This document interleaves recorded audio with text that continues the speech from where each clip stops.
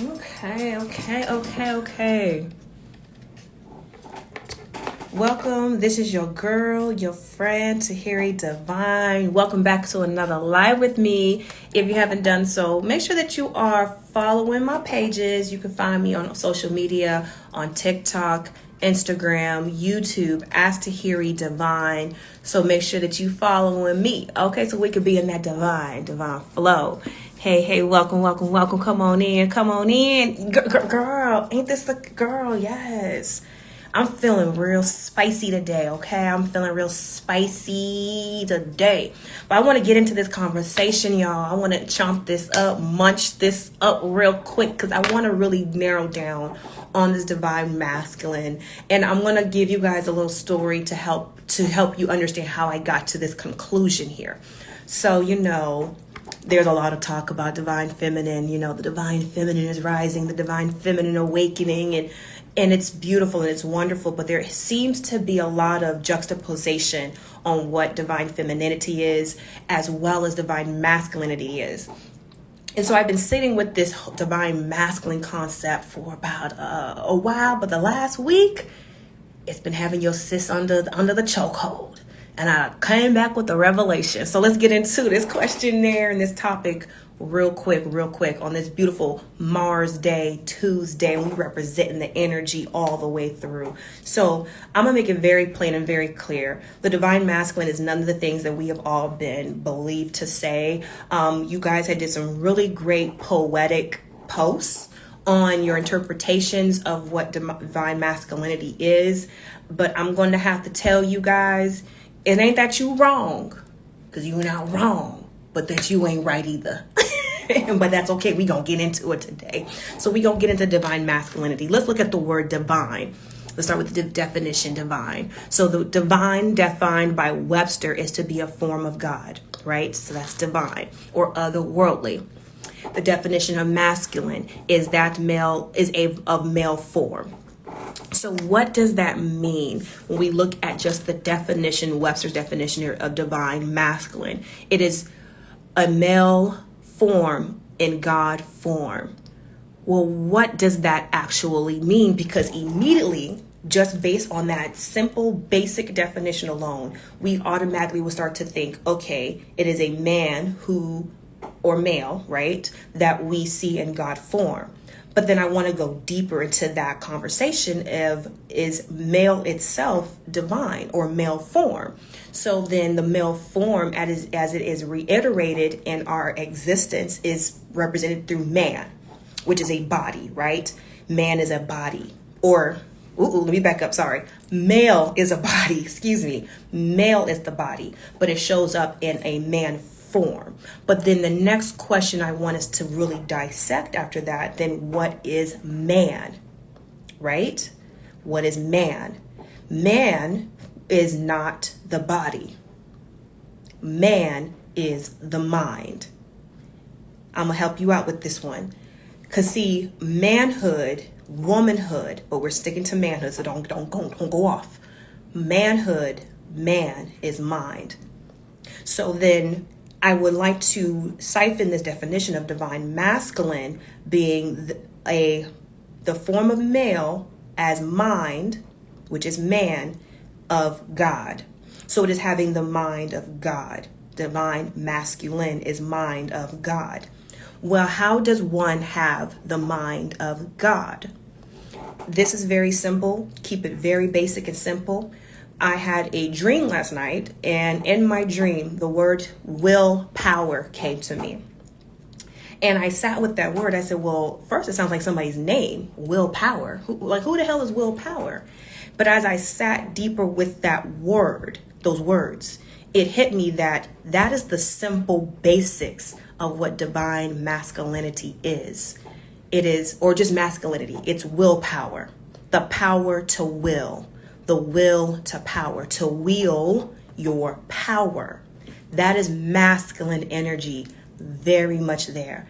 But what makes that energy divine is not only the ability to wield power, but also the discernment on when to yield power. So when you are in the flow of the mind to will your power and yield your power, that is what makes the masculine energy divine. Because we know just on our simple basic earth existence that male has strength, power, right? There's a physicality to its power. And it can do a lot of things. That's why a lot of typically there's a certain group of males who like to associate themselves as alpha male, which is body, brute force, right? That is alpha male. Alpha male is not mind. It is full body.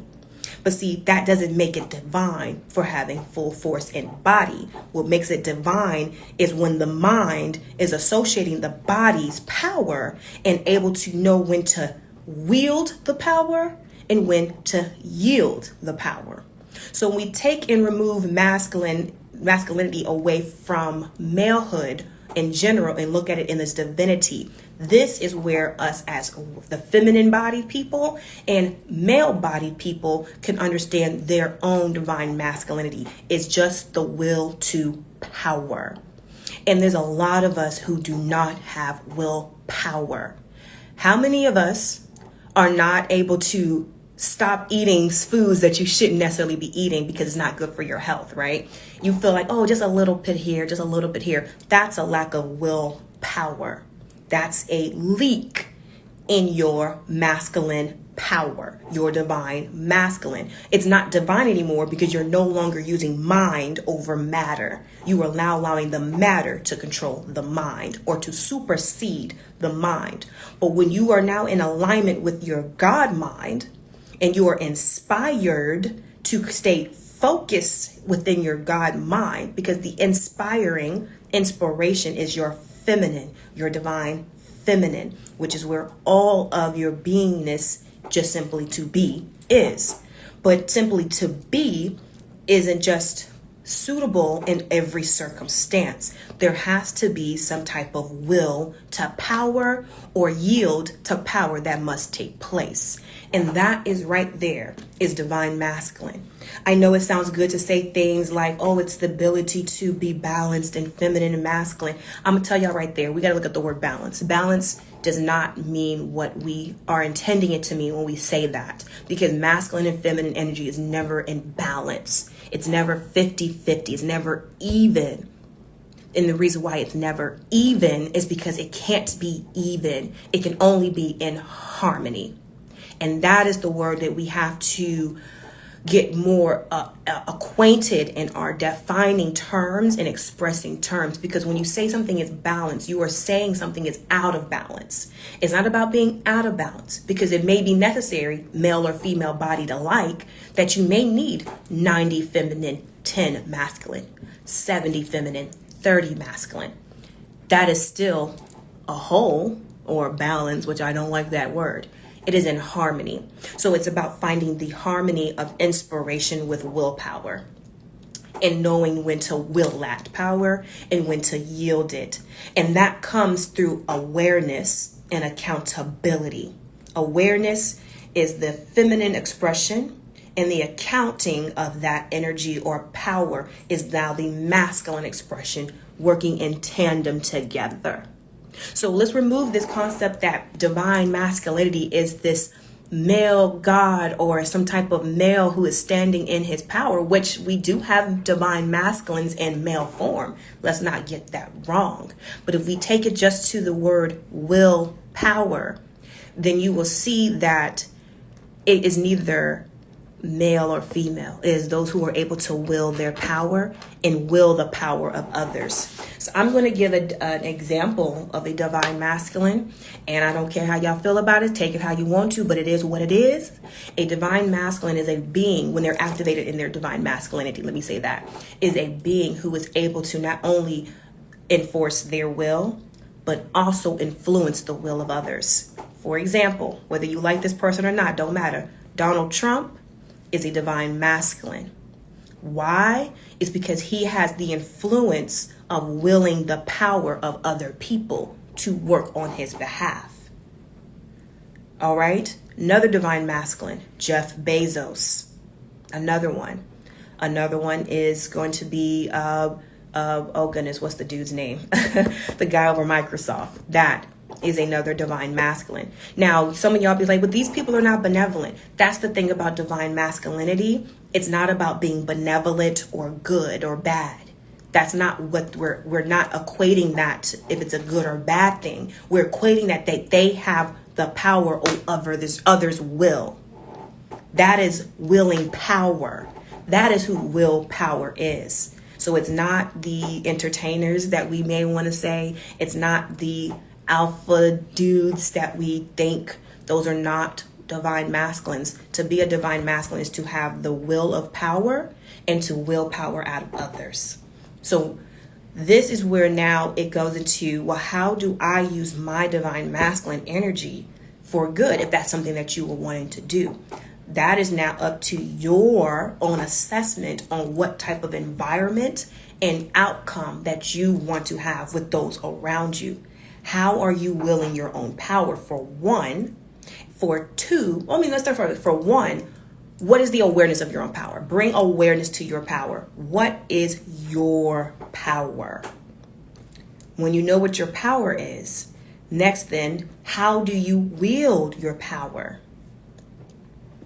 How are you able to yield power? And why would it be necessary to yield power just as much as important is it to exert power? Okay? This is something that a lot of us have to better have a relationship with power. A lot of us have a misguided or misinterpretation of power. Power is looked as bad. Power could be looked at as negative because we see those who are in power who may not be using their power in a way that's beneficial to us and maybe those that are affected by that power.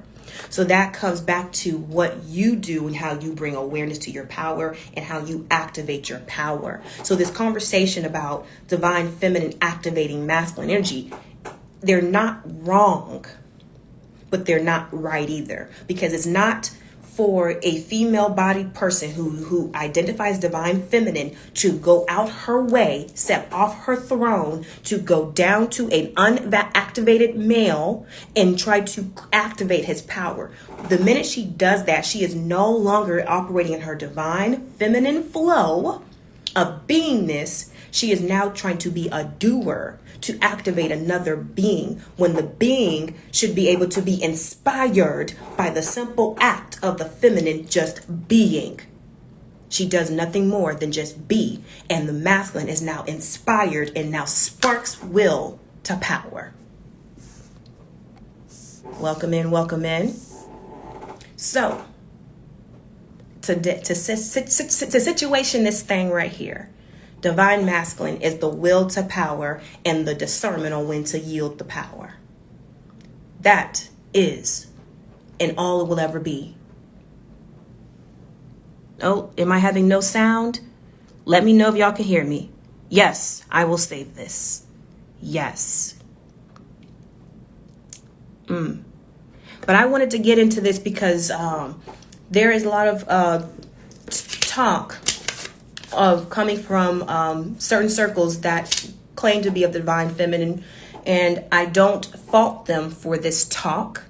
I do say that there is a misguidance of what the feminine role is, and this is the thing. As the feminine, your job, if you want a job at all, is simply being in your essence of self.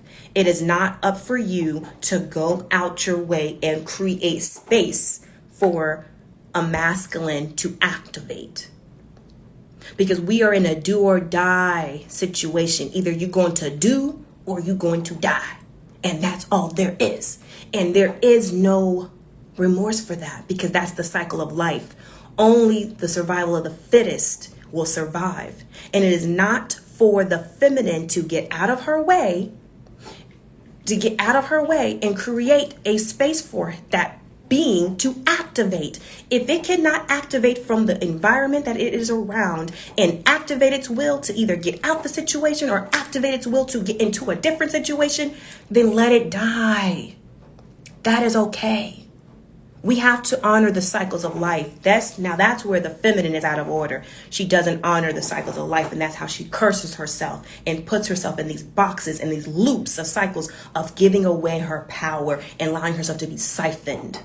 And that is what irks me with the messages that are being put out about divine feminine energy and divine masculine energy. It is a consistency of putting the feminine as the sacrifice when she is not the sacrifice. You sacrifice the feminine, you have nothing.